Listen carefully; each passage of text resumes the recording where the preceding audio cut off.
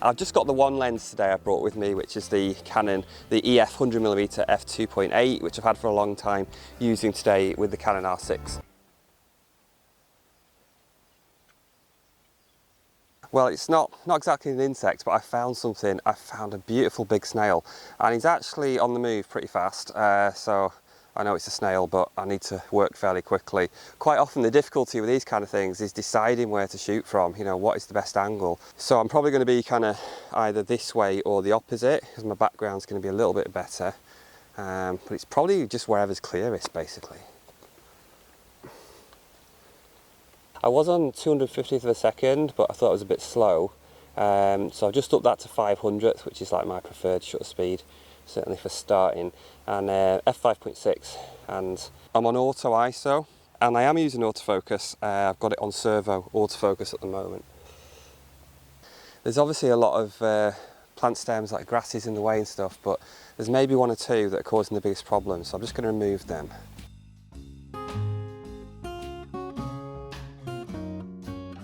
So in terms of focus, I'm basically really aiming for its head, essentially, like kind of where its head meets its, what do you call it, tentacles, is that what they're called? That's a nice, oh, that's good. Just, that is pretty nice. Yeah, good. Going okay. Like, this is, in a way, kind of surprisingly easy.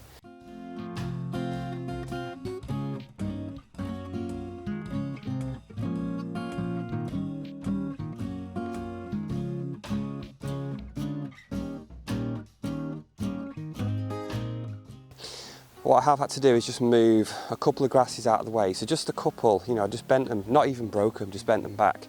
And it's just given me a clear line of sight. So I've got, in fact, a perfectly clear line of sight now through to this snail.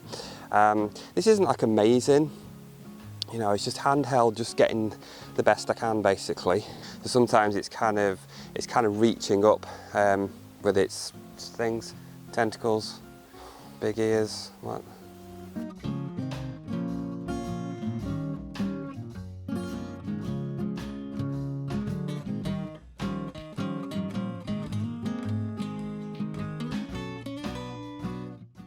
It has actually gone quite a lot lower now, so I feel like there's not a lot of value in sort of pursuing it to take any more pictures. When it's higher up, it's going to be easier. It's easier for you physically, but also it's just a better background, and it's gone quite low now, so I'm going to leave that alone.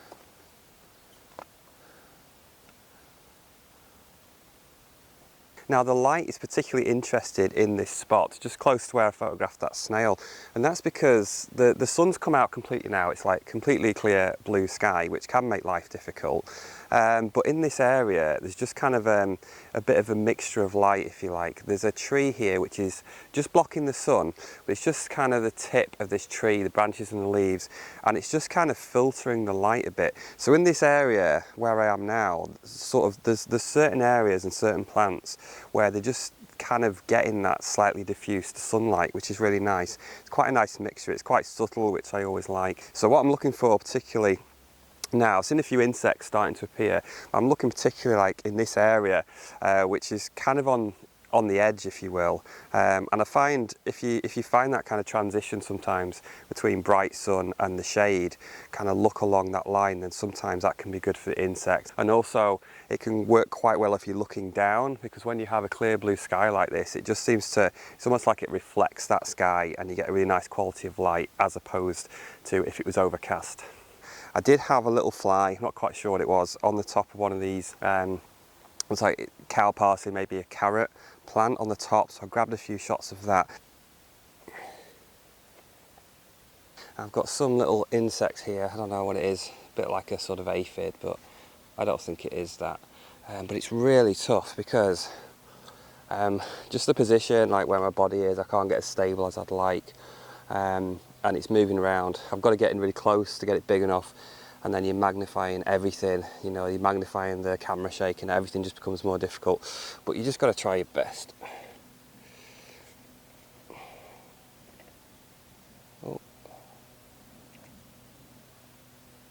I feel like I'm shaking around so much. Just tried autofocus, so I started with my manual focus technique where I sort of slightly rock back and forth with continuous shooting. That works really well. but I just felt like I wasn't getting the best success rate. So I've tried the servo autofocus as well. I don't feel like I'm getting a good success rate with that one either. I am going to put a couple of my failures up on the screen because there's just absolutely loads, just to show you realistically what it's like trying to do this. I think the reason I'm struggling so much is because I'm kind of leaning out, and that's one of the worst things, if you're sort of leaning out and you can't brace yourself, and it's just never as stable.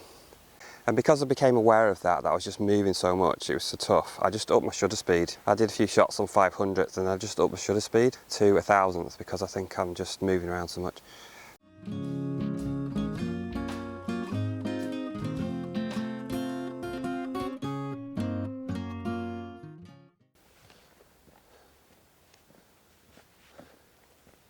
I didn't put on my proper insect repellent, which I really wish I had. There was one particular stretch which was quite dark with a lot of woodland, and the mosquitoes were just really, really bad. So I feel like I'm kind of being eaten alive at the moment, which is not very fun. I am not seeing any insects. I think the only insects I've seen are the ones on me. So if you come down here, just bear that in mind.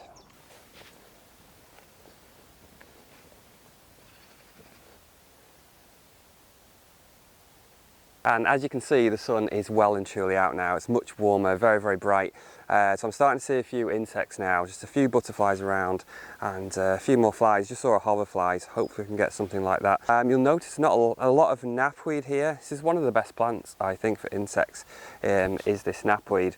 And it just seems to attract a lot of different insects. In fact, I think the colour purple attracts a lot of different insects.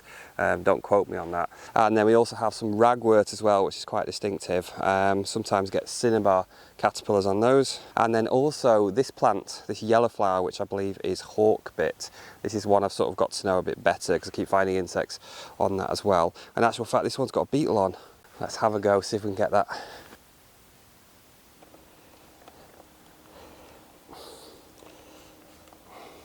So what I'm trying to do, I'm being stabbed by hawthorn. So what I'm trying to do is get on top of it as much as possible. That sounds a bit weird maybe, but I'm trying to get directly above the beetle just to maximise my depth of field, but it's never easy.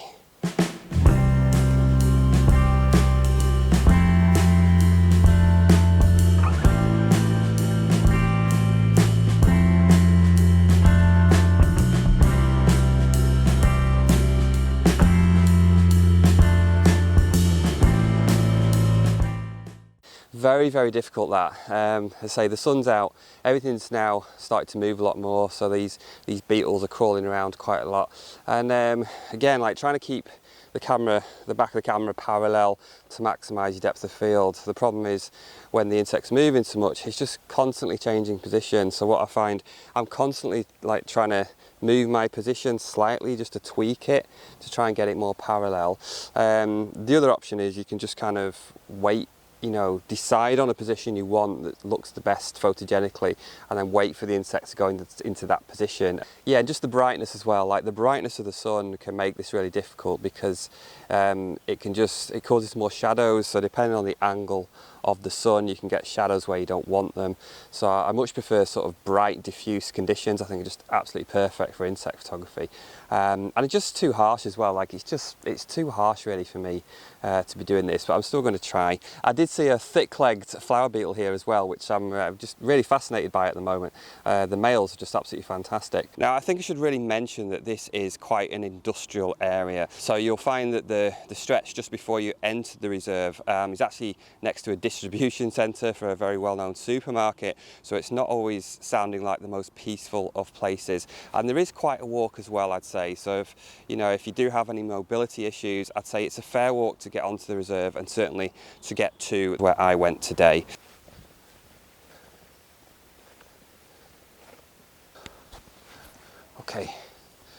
Okay, I think we might have some opportunities here. Everything's much easier, it's much more open as well.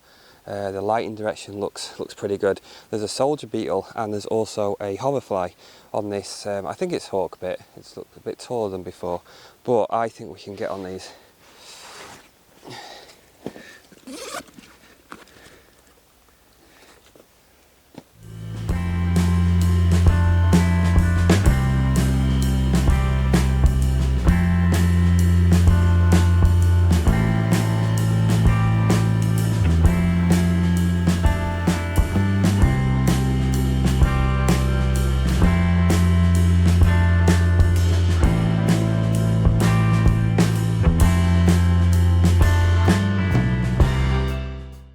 I just saw the most amazing insect. I don't know what it was. If you know, please tell me. It was big as well. That was one of the things that caught my attention, how big it was. Sometimes you don't have time to think in that situation. I could see the opportunity. I knew it was something I'd never seen before. I just got the camera on it, focused as best I could, you know, just fire off a load of shots, recompose, refocus, do it again, and just keep shooting. So yeah, if you know what it is, please let me know in the comments.